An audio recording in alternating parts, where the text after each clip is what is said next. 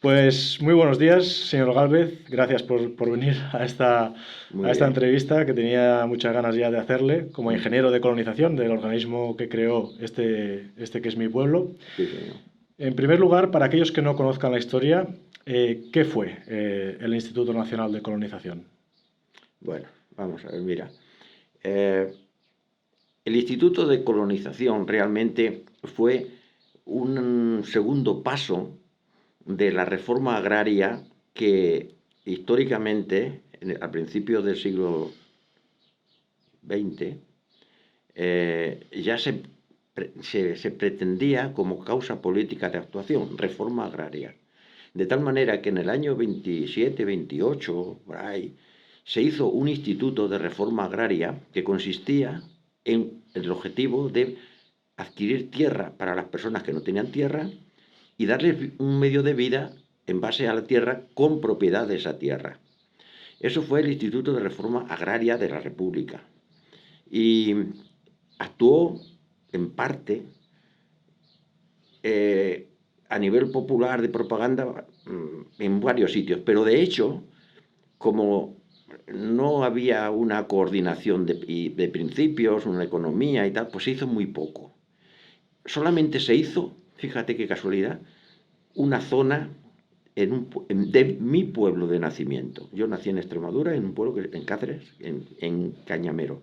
Allí había una finca de 2.500 hectáreas del Marqués de la Romana, que se la cedió al ayuntamiento, y el Instituto de Reforma Agraria hizo el proyecto de dividir aquella finca de 2.200 hectáreas útiles, luego tenía más de monte, entre los habitantes del pueblo con la condición de que no tuvieran tierra. Los que no tenían, los desheredados del Cañamero en aquella época, recibieron 4 hectáreas, 3, 4 hectáreas, depende, para hacer cultivo en secano para que superviviera cada familia.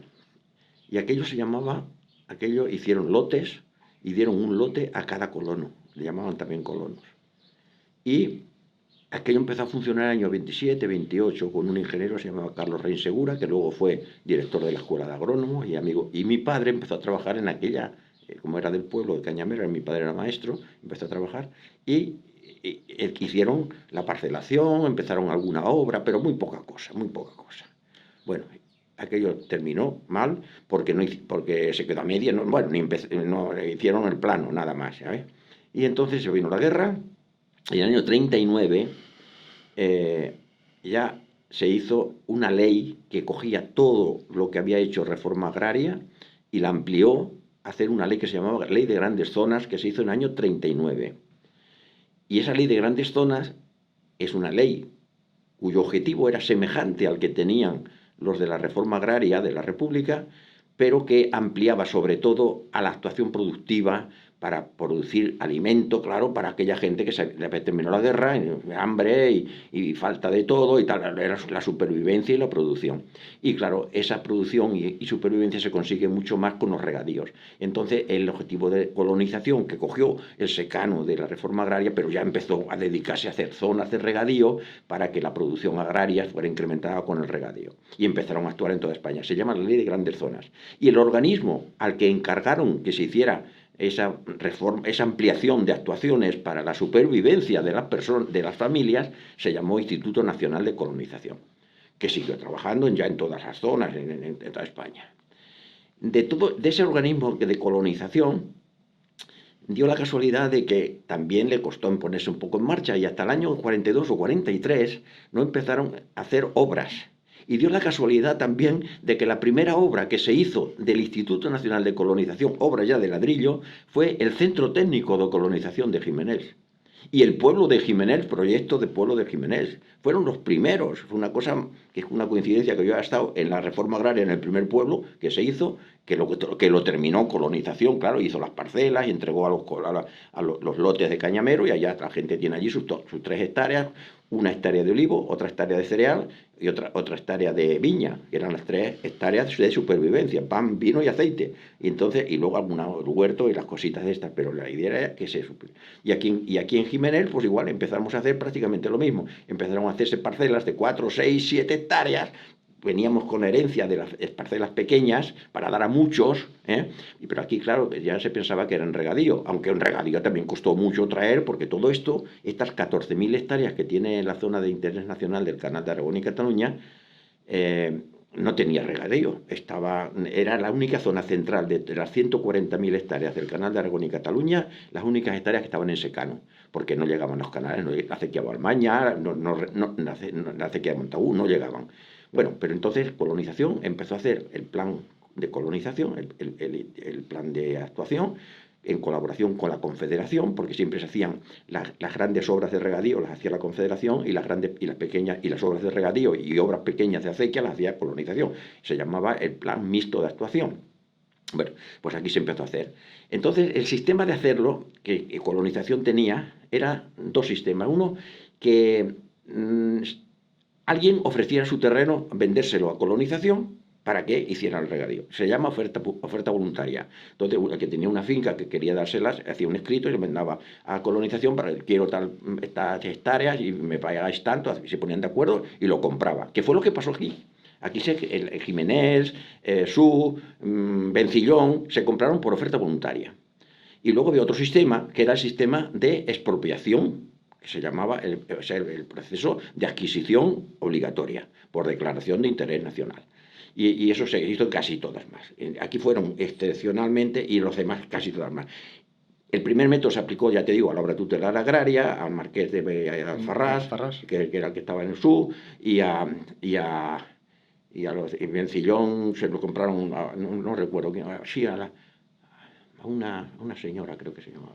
Bueno, es igual, eso ha sido por oferta voluntaria. Y aquí, en esta zona, en las 14.000 hectáreas estas, tanto las 5.000 hectáreas de Montagut como las 2.500 de Balmaña se compraron por expropiación. Claro, la expropiación era una cosa un poco violenta. Porque era forzosa, claro. Forzosa.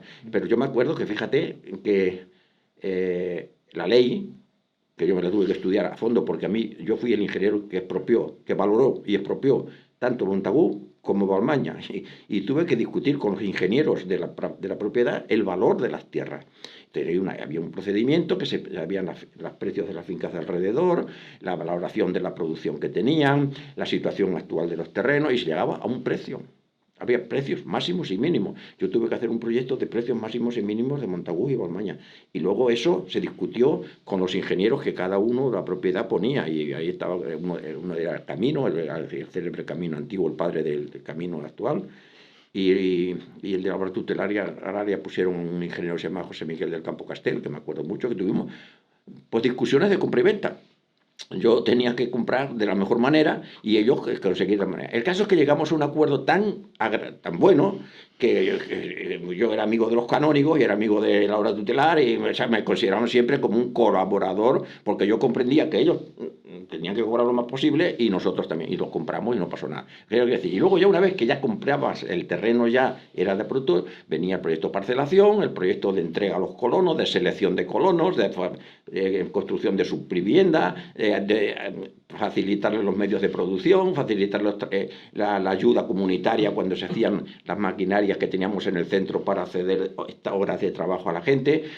En esta zona no se hacía mucho eso, pero en el resto de zonas de España se les daba a los colonos la vivienda y una vaca. Una vaca a punto de parir, que la comprábamos en Santander, la compraba un veterinario muy famoso, Santiago Matallana Ventura, que iba a Santander y se traía 200 vacas y repartía cada colono una vaca, y todo el colono tenía que tener la vaca 2 años.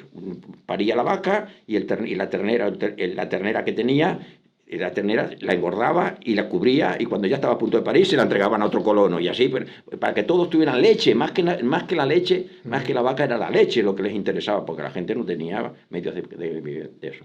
Bueno, y una vez que se parcelaban las parcelas, se hacían los sorteos, se entregaban a cada colono en función de si eran cultivadores anteriores de esa zona, se les procuraba dejar su zona antigua, y si eran gente que venía de otro sitio, porque había una selección, se les adjudicaba de acuerdo más a sus características, de tal manera que nunca había problema de la adjudicación de las parcelas.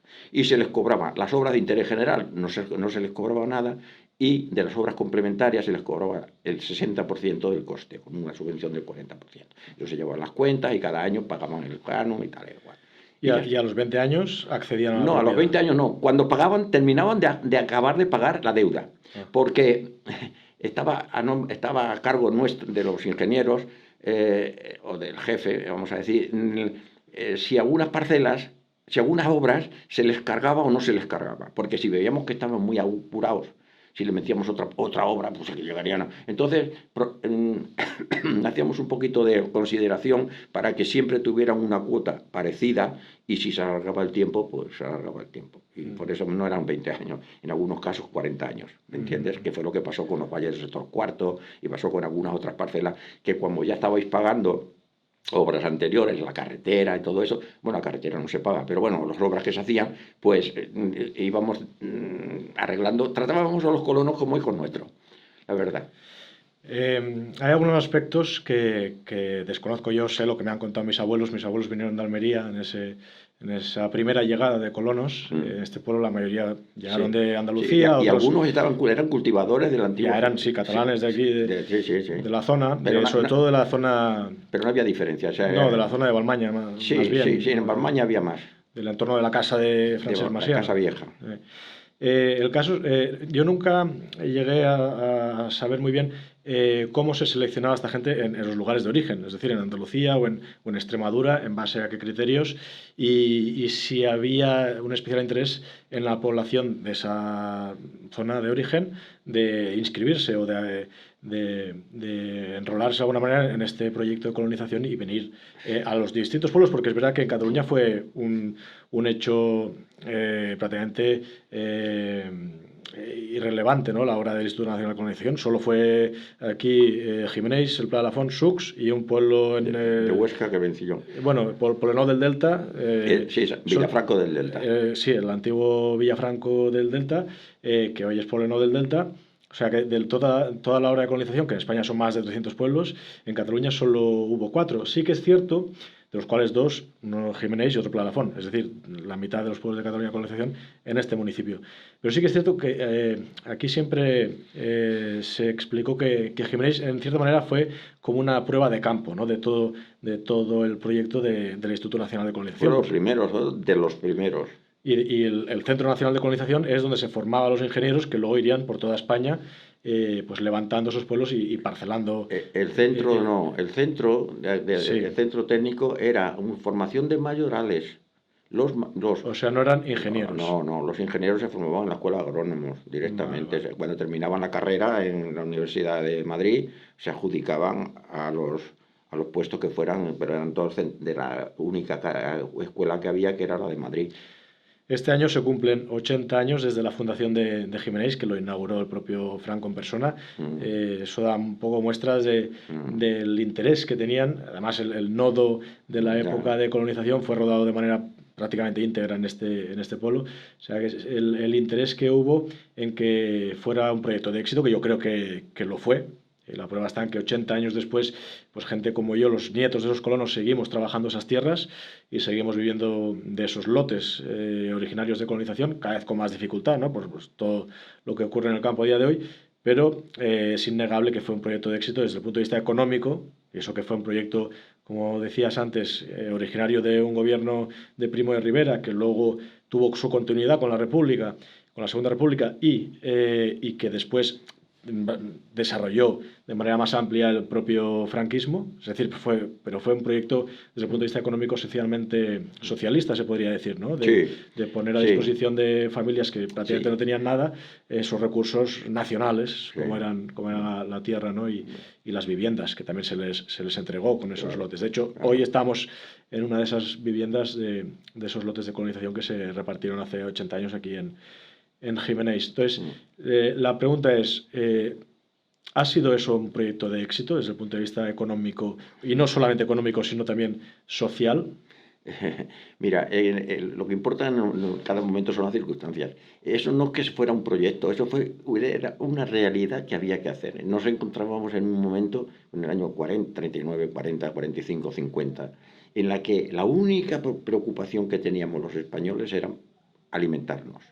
La producción para alimentar al país. cualquier cosa que fuera interesante para producir era necesaria, no era un capricho. Y entonces el objetivo que teníamos los ingenieros y que teníamos los que trabajaban en esto era conseguir más tierra, más producción, más productividad, más bienestar para los que tuviéramos a nuestro alrededor. Fuera una necesidad. Ahí porque había muerto 1 millón de personas y había otros tantos que estaban tal, y no se había destrozado todos los medios de producción en el país, no había sistemas de cuidado del terreno, de nada, se habían roto hasta las acequias antiguas, había que reponer también en las huertas viejas. O sea que quiero decirte que no fue un proyecto, fue una necesidad para hacer esto. Y el único sistema que era, pues, como ya teníamos también por la herencia antigua de la República de promocionar la tierra y la tierra para el que la trabaja, que eran teorías que había, pues sí, la tierra para el que la trabaja, pero el objetivo es para producir. Y entonces, pues claro, ha sucedido así, como el objetivo era, eso se consiguió, porque se consiguió por el mayor desarrollo del territorio, de las personas y de la sociedad que ha ido mejorando, porque se ha mejorado todo. Y esto, un éxito, es una realidad, esto es la realidad de la vida, que es así. ¿Qué pasa ahora? Que aquella gente que ya tenía que tenía que producir para comer y tener leche y tener aceite y tener vino, para tenerlo y ya está, pues ahora ya quiere tener unas mayores necesidades que se tienen por la situación actual. Si estuviéramos en una guerra volveríamos a lo mismo, pero bueno, mientras no la tengamos, pues la gente quiere más. ¿Y qué se necesita para tener más? Pues incrementar la producción, pero como la producción agrícola es limitada, pues la única solución es aumentar la superficie. Entonces, ¿qué quiere decir? Que las parcelas, en vez de tener 4 hectáreas, como pasó a Perguille, que tuvimos que pasar a 8 hectáreas, cuando dimos los valles del sector cuarto, o a las 14 hectáreas que dimos en Montagut o en Balmaña. Y si tuviéramos que hacer ahora la misma, con el objetivo de que la gente viviera de acuerdo a los estándares medios de una sociedad, pues tendríamos que dar a lo mejor 20 o 25 hectáreas a cada uno para poder tener. Es un proceso de la lógica natural. Después de una guerra viene el desarrollo natural para llegar a tener el objetivo de permanencia. Y es lo que se ha conseguido. ¿Cómo? Tratando bien a la gente y procurando su supervivencia. Y eso es lo que estábamos todos empeñados en hacer. No nos preocupaba ni quién lo hacía, ni por qué lo hacía, ni qué era el objetivo. Un objetivo de intentar vivir. Desde el punto de vista técnico, lo que está claro es que se desarrolló con total pulcritud. Además, no se tuvo en cuenta ningún tipo de criterio ideológico. Nada. El objetivo era la máxima rentabilidad. Mira, por ejemplo, al principio, para que las tierras produjeran, pues nivelábamos los terrenos para hacer bancales. ¿Por qué? Pues porque no teníamos tubos, ni teníamos motores. Si hubiéramos tenido tubos y motores, hubiéramos puesto el terreno en marcha por aspersión, sin mover el terreno. Pero es que no teníamos que nivelar. Esto estropeaba. Sí, me acuerdo que Tamames, en aquellos años se ponía muchísimo porque estropeábamos el terreno. Pero es que si no estropeamos el terreno no podemos regar. No se regaba. Pero ¿qué pasó? Que en cuanto empezó el sistema de riego por aspersión, no sé si tú te acuerdas, bueno, no. Los primeros sistemas de riego por aspersión también los pusimos nosotros, porque los valles del sector cuarto fue la primera vez que se puso en riego por aspersión una zona de colonización. El hondo, lo que se dice que por pendiente natural se podía regar por aspersión. Claro. ¿Y qué pasó? ¿Qué pasó? Lo que pasa con las cosas, que aquella es una tecnología que ahora es facilísima, todos lo tenemos ya dominado y tal, pero en aquella época hasta nos parecía milagroso, ¿no? Era una cosa tremenda. Había un ingeniero que fue el que lo promocionó y que hizo el proyecto. He intentado acordarme, ya no me acuerdo de él. Pero bueno, era un chaval que tenía idea que calculaba los golpes de ariete, calculaba todos los procesos que pudieran tener, pero no calculó que, por ejemplo, para suministrar el agua a los tubos aquellos tenían que tener un pantano decantado, porque el filtrado es fundamental. Si no se filtra el agua por aspersión, claro, estás perdido. Y luego tienes que tener un suministro continuo al tubo, porque si tú dejas de ser el suministro continuo, entra aire y el aire te destroza todo. Bueno, pero claro, ahora eso nos parece que es lo fácil del mundo, pero entonces ni pensábamos que saliera el agua por aquellos aspersores, además aspersores con unos agujeros enormes y que tenían hacían casi más daño la gota que el agua. Bueno, todas esas cosas, eso lo hemos hecho. ¿Pero quién nos obligaba a eso? Nadie. Nuestro propio criterio técnico de que había que conseguir no mover la tierra y poder regar y ser más barato en función de lo que costaba el tubo, porque es que los tubos entonces valían, los tubos de Uralita que poníamos costaban un dineral. Bueno, pues esos criterios eran los criterios técnicos que no tenían, ni nadie te decía, no me acuerdo, ni mucho menos. Es cierto que no hubo ningún criterio ideológico a la hora de seleccionar a los colonos, porque, por ejemplo, mi abuelo había sido combatiente en la Segunda República y recientemente regresado del exilio en Francia y fue seleccionado para ese proyecto y se le trató como a cualquier Pero otro. que, Pero sí que es cierto que no solamente fue un proyecto el del Instituto Nacional de Colonización desde el punto de vista técnico o productivo, sino que, porque en el Ayuntamiento tenemos el Plan General de Colonización, que no solamente contempla las partes técnicas del desarrollo agrario e incluso arquitectónico de las viviendas, sino que también hace mención especial a los aspectos sociales, pues al valor de la familia tradicional, al papel de la iglesia, ¿no? como institución central en el pueblo, en el municipio, y al papel también de la escuela, ¿no? Que si te fijas en todos los pueblos de colonización,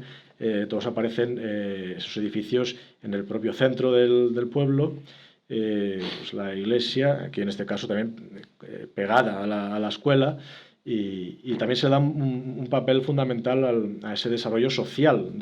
Pero es que para poder obtener una estabilidad económica y estructural se necesita que las personas tengan unos criterios uniformes de comportamiento. Entonces, en aquella época no había otra filosofía de vida que el comportamiento ajustado a una escuela tradicional, que es que no había otra, había que hacer esa, la escuela normal y la iglesia normal, que es la que había. Lo demás son todos inventos posteriores. Por lo tanto, a la gente había que darle también pues, la cultura de leer y escribir, que era lo importante, no otras, no dibujar colorines, no, era leer, escribir, las 4 reglas y la historia de España escrita tradicionalmente como los 3 siglos anteriores. Y ya está, eso es lo que se enseñaba. Y la iglesia, pues, llevaba ya 1000 años, pues, haciendo lo mismo como se venía haciendo. Si es que estos cambios ahora de orientación se deben a unos años muy recientes. Es que entonces no había opción a hacer otra cosa. A nadie se le ocurría haber puesto una escuela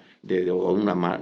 Eso son cosas... Estábamos en un periodo de supervivencia basado en lo que teníamos, no en otra cosa. De todas formas, por las fotos que puedo ver de época y demás, parece que la gente en esa época, al menos por las caras, parecía más feliz que hoy en día. Es que, mira, yo te voy a decir, yo en aquella época, que iba por los campos y está, en aquella época, cuando ibas a un valle de un río, o cuando ibas a una zona en la que hubiera más actividad por horticultura y tal, por las tardes cantaba todo el mundo. Era una como los pájaros. Sí, La, aquí a mi abuela la recuerdo cantar también aquí en el patio. la gente cantaba. Mm, La gente venía del campo, venía al pueblo con el burro cargado, con los 4 tomates y tal, y venían cantando. Y aquello se perdió. Ahora vas a cualquier zona de producción y no canta nadie.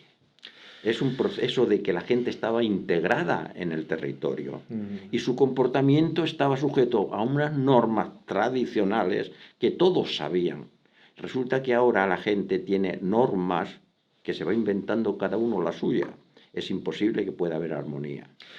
Bueno, yo como alcalde de la localidad y además llevando varios años ya en ese cargo, lo que he podido ver sí que es un cierto proceso de decadencia innegable a día de hoy, sobre todo desde el punto de vista del envejecimiento y de la despoblación, porque pues cada año los nacimientos son menos y las muertes, las defunciones son más. Y a este ritmo, pues en pocos años, la verdad que el pueblo perderá muchísima población y ya es algo palpable. A día de hoy, incluso pues, en actividades infantiles, como siempre se habían llevado a cabo por el ayuntamiento, cada vez hay menos niños y por tanto cada vez hay menos esperanza o menos se ve un futuro más complicado. Aquí a nivel de pueblo, que también yo creo que es algo generalizado en toda la España rural, incluso no solamente rural. Entonces, ¿servirían los principios que inspiraron el Instituto Nacional de Colonización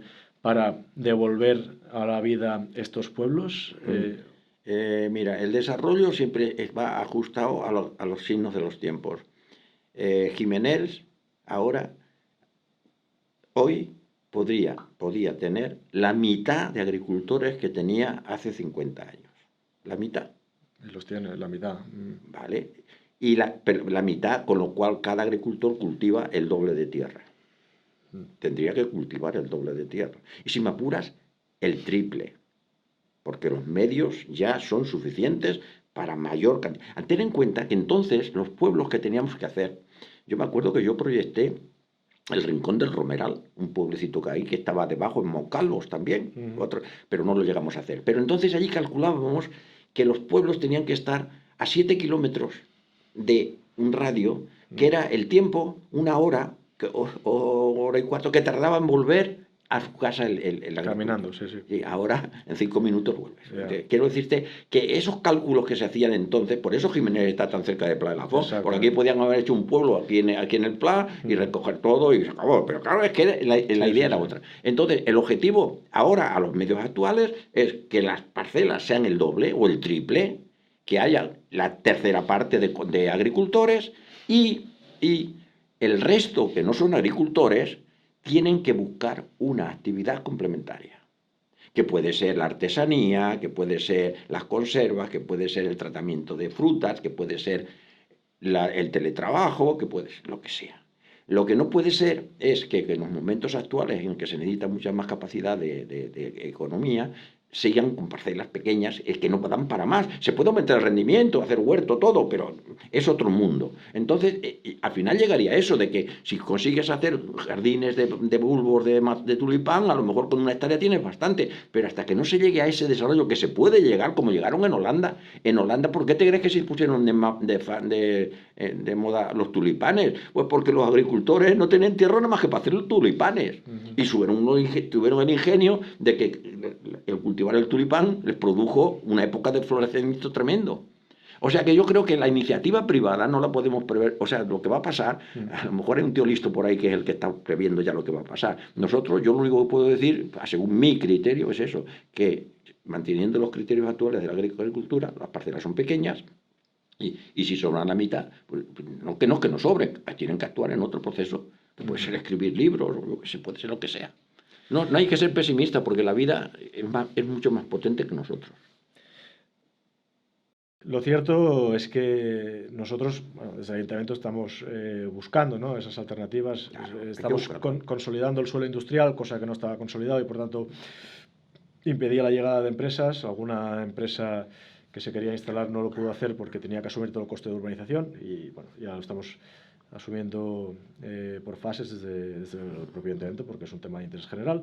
Pero no solo, también se ha reformado recientemente el cuartel que se adquirió a la Generalitat, que era quien tenía la titularidad de la Guardia Civil. Se ha reformado y ahora se va a hacer también un espacio de coworking que está tan de moda para empresas, que prioricen el talento. Pero lo cierto y la realidad es que no es nada fácil atraer empresas, atraer inversión a un pueblo de 1000 habitantes. Y es algo que ocurre en cualquier pueblo de este tipo, ¿no? Entonces, habida cuenta de que Giménez en su día pues fue ese laboratorio, por decirlo de alguna manera, desde el punto de vista agrario, que de hecho todavía hoy tenemos un centro del IRTA, del Instituto de Recerca y Tecnología Agroalimentaria de la Generalitat, ¿no?, por decirlo en sus siglas en catalán, que es como más se conocen, y que atrae también ingenieros agrónomos o estudiantes de la universidad, de la Facultad de la Universidad de Lérida. Pero no solo creo que basta ya el intentar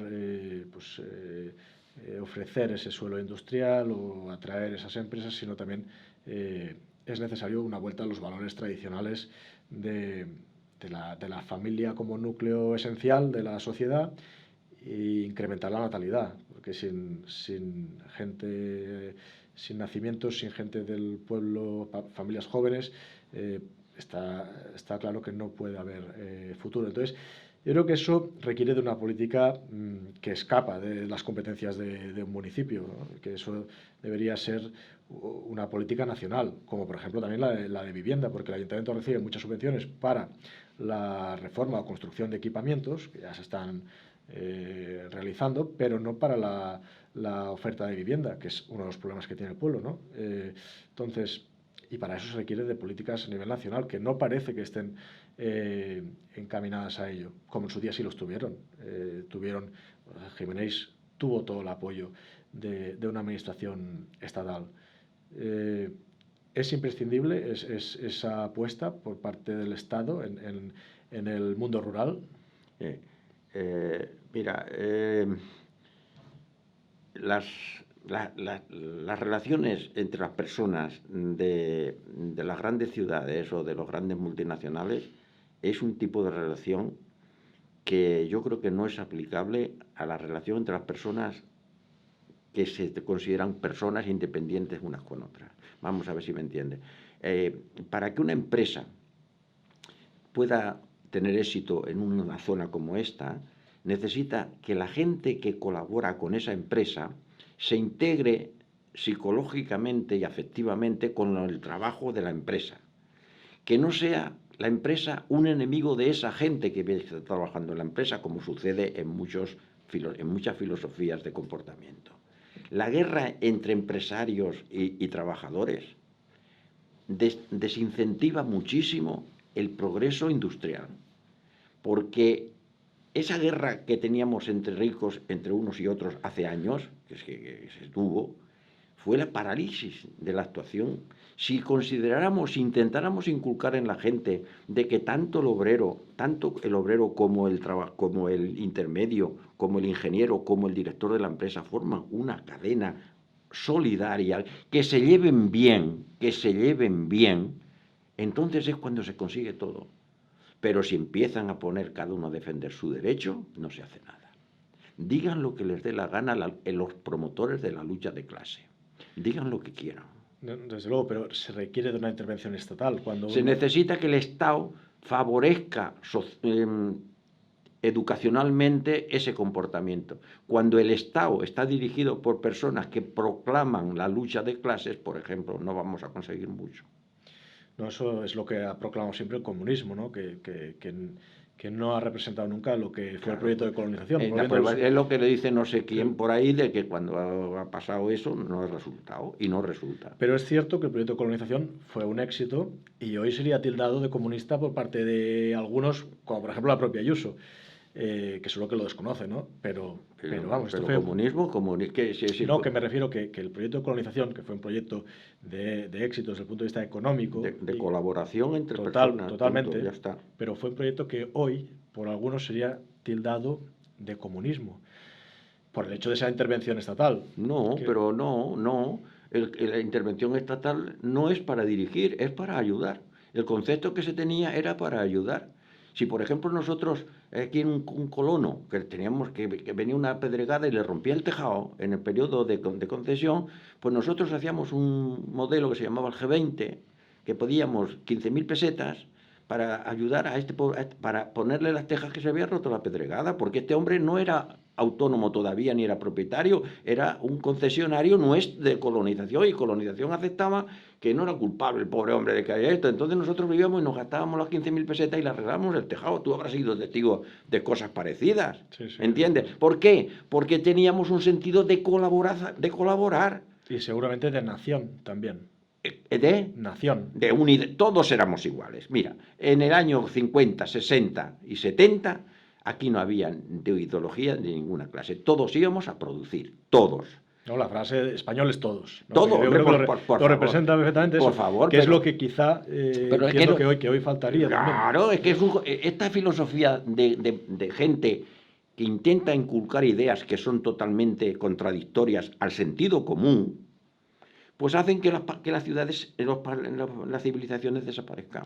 Es que la lucha de clases ya, yo creo que prácticamente lo que ha desaparecido. Lo que sí que hay es otro tipo de luchas de colectivización de ciertos grupos, pues por un lado, en base a sus tendencias sexuales, en base a lo que sea. Con el objetivo, eso sí, de fragmentar esa sociedad. El objetivo de fragmentar la sociedad, yo creo que hay hay filosofías que la quieren fomentar.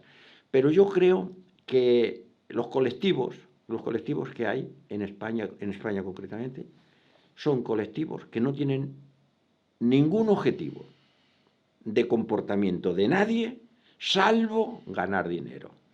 Nada más. Entonces, montan cualquier ideología, cualquiera, con el objetivo de conseguir subvenciones del organismo, de la administración. El objetivo existe. O con finalidades electorales también. Conseguir dinero. Pueden poner el objetivo de la política, del arte, de hacer películas, de divulgar la ventaja de favorecer a las ranas para que las carreteras no les atropellen los coches a los sapos. Cualquier objetivo. Favorecer a los niños pobres, a los niños ricos. Cualquier objetivo. Pero el objetivo fundamental es tener una asignación del gobierno estatal o del gobierno autonómico que permita que los que han organizado ese tingladito ganen dinero. Esta semana estamos viendo las protestas del sector agrario europeo ante las sedes, ¿no?, de la Unión Europea. Visto en perspectiva, Unión Europea, ¿problema o solución? Yo creo que la Unión Europea, la Unión Europea es un conjunto de chiringuitos que solamente quieren ganar dinero. También ellos, los dirigentes de la Unión Europea. El único objetivo es montar una estructura que les permita vivir a cuerpo de rey, organizando cualquier cosa, por ejemplo la PAC. La PAC es un sistema para ganar dinero los inspectores, los legisladores, los comprobadores, y al final les importa que el payés se pase todos los días 1 hora escribiendo los datos de su explotación y haciendo las cruces en los cuestionarios. No, que al final eso no lo hace el agricultor, eso el agricultor lo tiene que... Se lo dan a otro, como otro y al final el agricultor lo que tiene que hacer es pagar. Sí, otro chiringuito, pero es otro chiringuito. Sí. Que eso, por ejemplo, Hacienda pues tiene montado una cantidad de chiringuitos de asesores fiscales que todos viven de la trampita del impreso, del 130, el 120, oye, cada trimestre, lo esto, lo otro. Todos son chiringuitos. Yo me he dado cuenta que no tiene ningún objetivo de conjunto, porque el conjunto es muy grande. Entonces la gente no puede abarcar, decir, vamos a ver que la gente sea buena. Eso no, o sea que todo, no. Ellos van a lo suyo. Y yo, así de simple, lo siento mucho si ahora me está oyendo alguien que diga, no es un chiringuito. Todo. Sí, bueno, yo como agricultor en activo lo he podido comprobar en mis propias carnes, como al final también te tienen collado en base a unos requisitos que cumplir para percibir unas determinadas subvenciones, como, bueno, en este caso como joven agricultor que solicité en su día esa ayuda, que todavía esto puede cobrar. Sí. Pero en fin, que el Departamento de Agricultura, en este caso de la Generalitat, porque es una competencia autonómica en España, se ha convertido en una segunda hacienda para el agricultor. Cuando te llega ya una carta del Departamento de Agricultura, ya tiemblas, igual que lo haces cuando te llega de Hacienda. Claro. O sea, y al final, entre unas cosas y otras, entre el atender los requisitos y las declaraciones de uno y otro organismo, te pasas en ello prácticamente la jornada. Y además que luego, obviamente, eso supone un coste, no solamente en tiempo, sino económico. Y que te dedicas a cosas que no son de lo tuyo, tú tienes que hacer lo tuyo. Sí. Eso está clarísimo. Eso es una pena que ya se ha generalizado eso a tal extremo que eso va a colapsar. Porque es que además todos quieren ganar dinero de una manera, pero que no consideran el daño que hacen a los demás.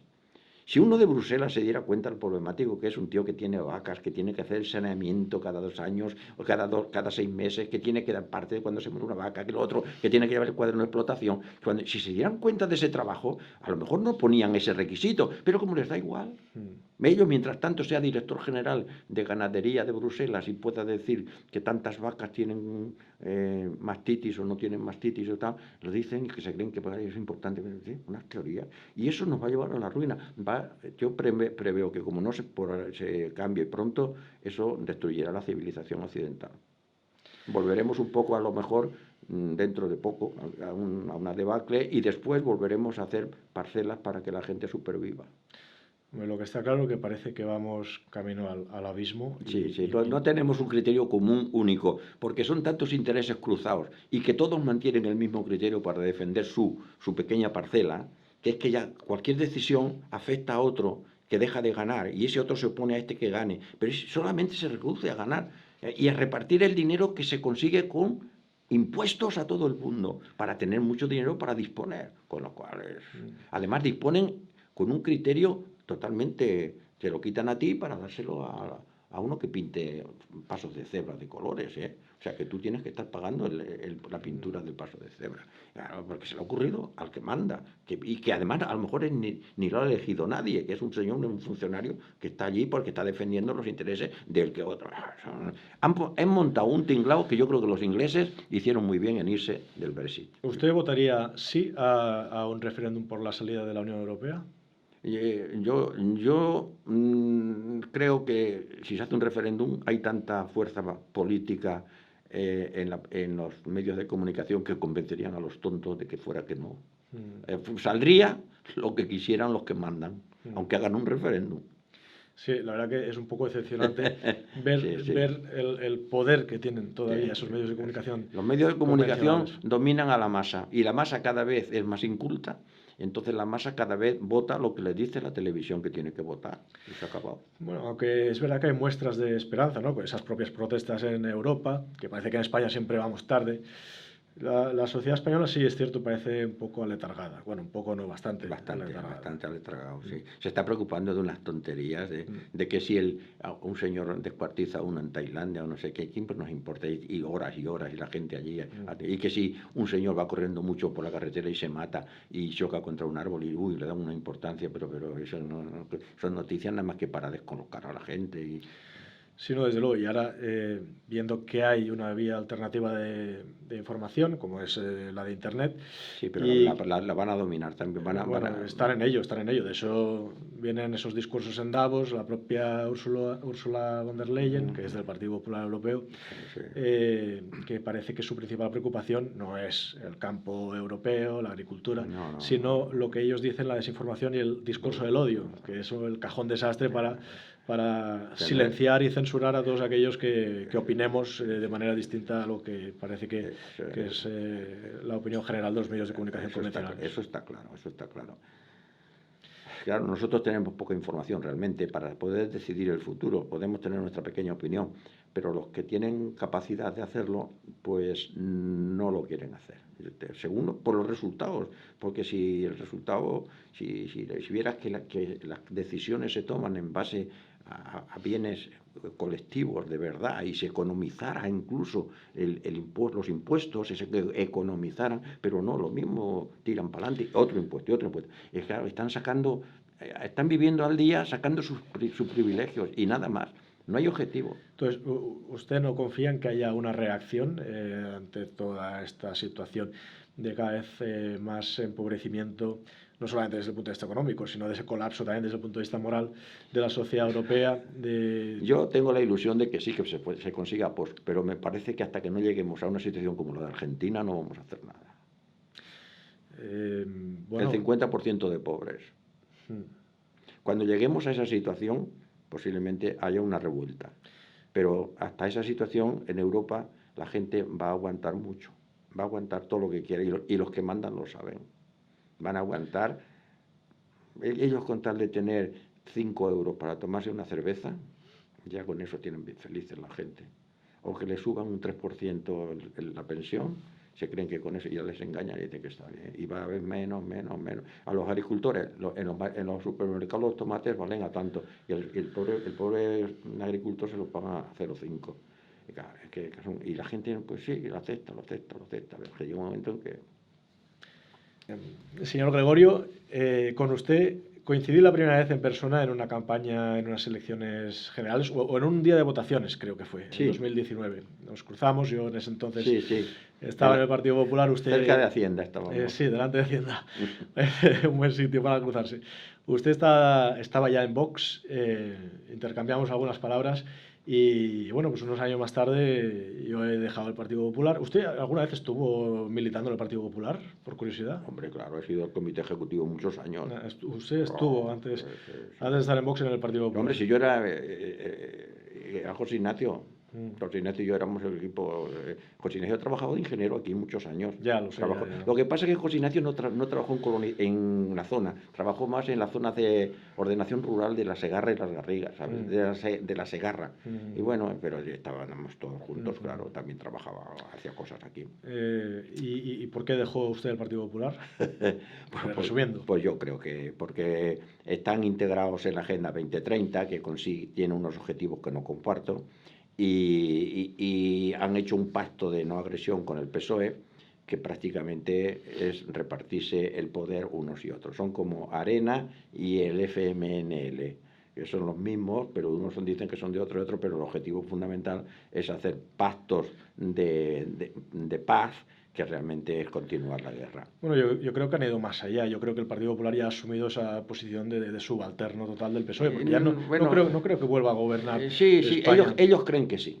Ellos están actuando porque esperan que se deteriore tanto la situación que les dé una oportunidad a ellos. Ellos tienen esa idea, porque ellos son unos mercantilistas clarísimos. También son del grupo de los que quieren tener chiringuitos a diestro y siniestro. Bueno, los tienen, de hecho. Pero más, cuanto más chiringuitos, mejor.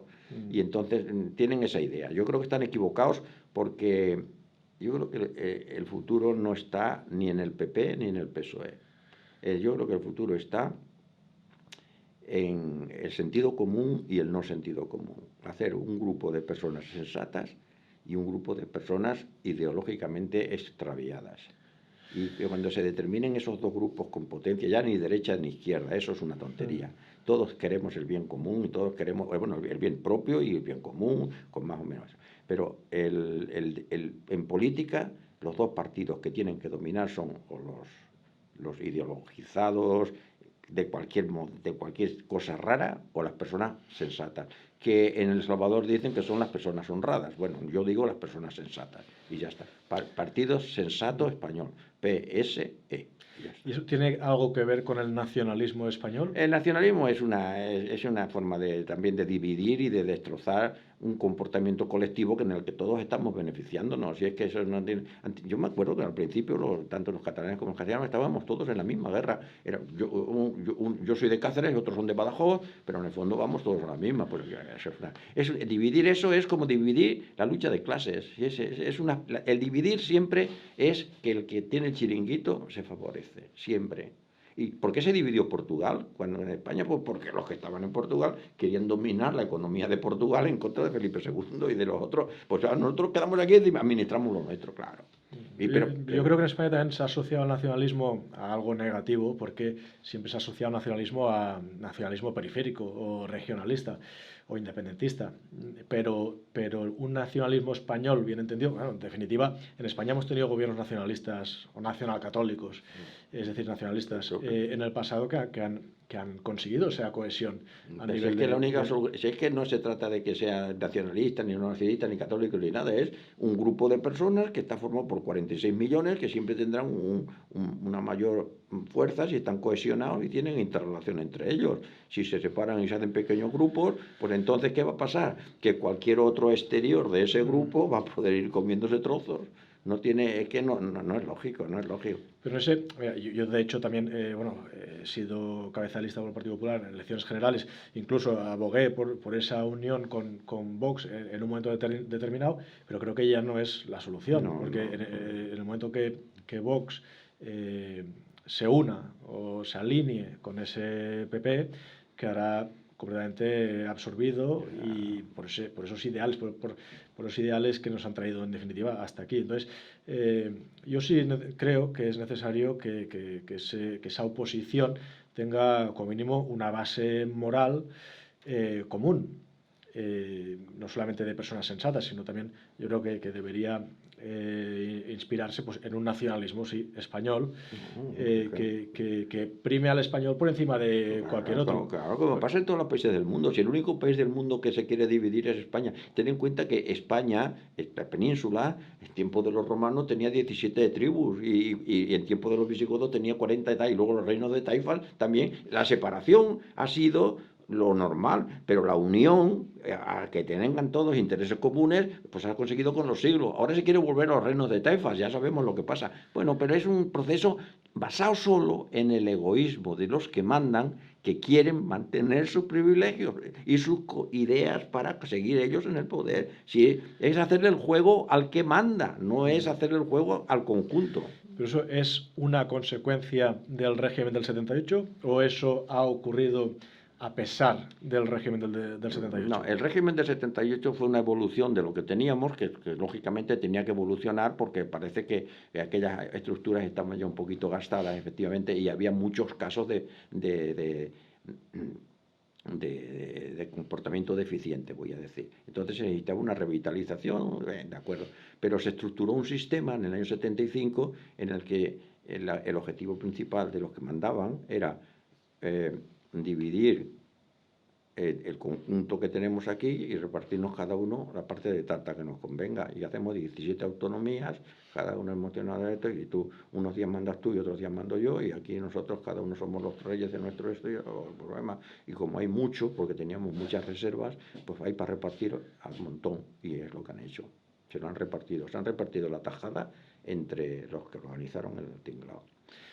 ¿Y ves alguna opción o alguna alternativa a ese régimen del 78? Tiene que estropearse mucho la cosa para que se rompa y vuelva otra vez al sentido común. O sea que tampoco es tan, digamos, tampoco es tan criticable que alguien, viendo esta progresiva degradación y este declive, pueda desear en un momento dado que reviente todo y a ver si de esa manera se puede refundar España desde los principios sólidos o cuanto menos que aseguren. Que vuelva un poco el sentido común, sí. Cualquier sistema que imponga el sentido común puede ser. Que venga de arriba, que los que mandan puedan organizarlo, o los de abajo. Los de abajo es más peligroso porque es una revolución. Las revoluciones siempre han sido lo mismo, es cambiar las cosas. Ahora, favorecer la revolución, creo que en España todavía no está la gente madura para eso. Aquí posiblemente el cambio vendría de un grupo de gente de élite que pudiera hacerlo, pero estando supeditados a la Agenda 2030 y a Europa, lo veo dificilísimo. Por lo tanto, te digo que la punta, no la posibilidad de una revolución que pueda eso, en mi opinión, no es probable pronto. A la larga seguro. Pero se está fraguando algo, parece, a nivel europeo es innegable que se está fraguando. Algo se tiene que... La solución, así como vamos, cada vez peor. Cada vez más impuestos, más gastos arbitrarios, más sistemas de enriquecimiento de gente que no hace nada, que no produce nada más que hablar y decir tonterías. Y así, y venga impuestos, y la gente cada vez... Coste político también. Coste político un coste político brutal. Y funcionarios que no hacen nada. Tenemos 2,5 millones de funcionarios, o 3, no sé qué barbaridad. ¿Y qué hacen? Yo ahora vas al Departamento de Agricultura y no hacen nada. Solamente te escriben una carta diciendo que te han concedido una subvención. No me mandes una carta para eso, y eso no. Y desde tu punto de vista, ¿qué tiene que hacer Vox? Pues yo creo que tiene que diferenciarse mucho más en su mensaje de lo que tiene hasta ahora. O sea, tener un mensaje más llamativo, me apuras hasta más agresivo, de acuerdo al temperamento de la gente.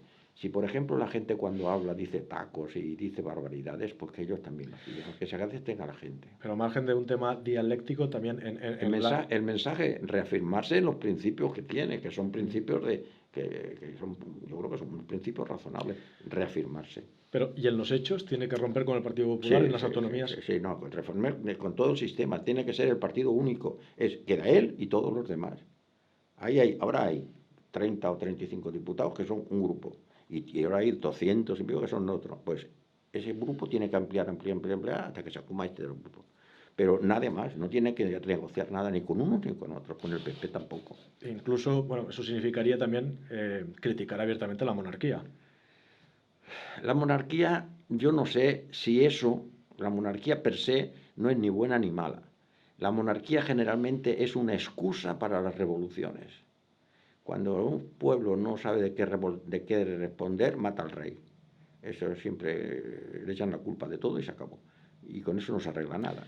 Y por esa misma razón, ¿no crees tú que es un freno ahora mismo a esa revolución, la monarquía? Que sin rey España no estaría, digamos, más al borde de esa necesaria reacción. No, no, yo creo que el rey no influye mucho, porque lo que importan aquí son los comportamientos y los resultados, y los gastos. El coste del rey, vamos a poner un presidente de república que va a gastar lo mismo o más, y además a lo mejor es Zapatero, imagínate. Y quiero decirte que no, yo no veo, eso le dan importancia a la monarquía, pero no tiene importancia, yo no la veo.